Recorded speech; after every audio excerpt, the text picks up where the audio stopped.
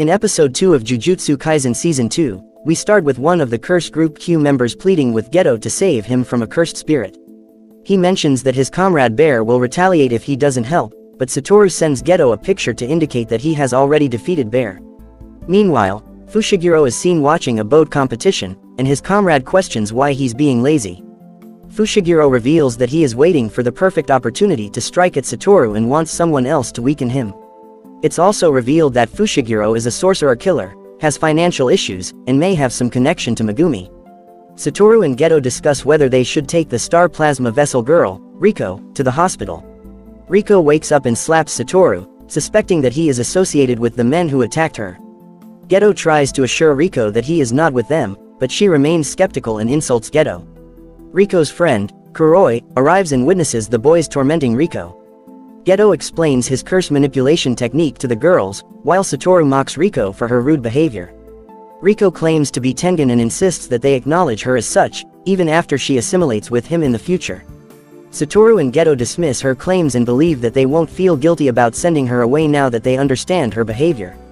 Riko realizes that she's late for school and orders Satoru and Geto to take her there.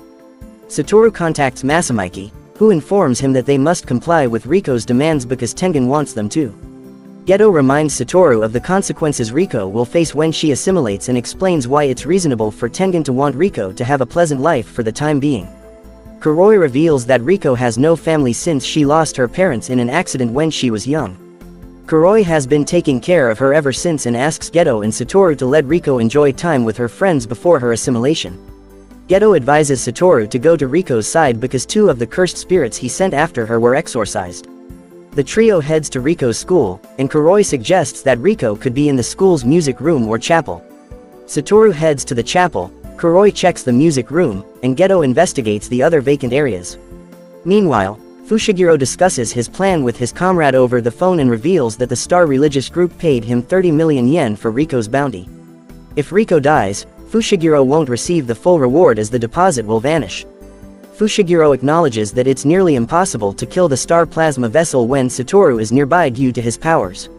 He's unsure if he can defeat Satoru but decides to let his allies weaken Satoru and the others within 47 hours.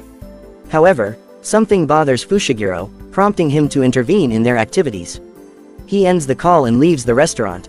On the other hand, Geto encounters an enemy and engages in an intense battle. After a brief flashback of the enemy's past, Geto swiftly defeats him and questions his loyalty. Satoru enters the chapel and finds Riko and her friends inside. Riko's friends are infatuated with Satoru's appearance, and Satoru plays into their admiration. Their instructor reprimands the girls but secretly gives Satoru her phone number. Satoru pulls Riko aside, and they head for Jujutsu High. Kuroi encounters another enemy and, with Geto's assistance, manages to defeat him. Geto and Kuroi plan to follow Satoru to Jujutsu High. Geto shares the information he obtained from the defeated man with Satoru.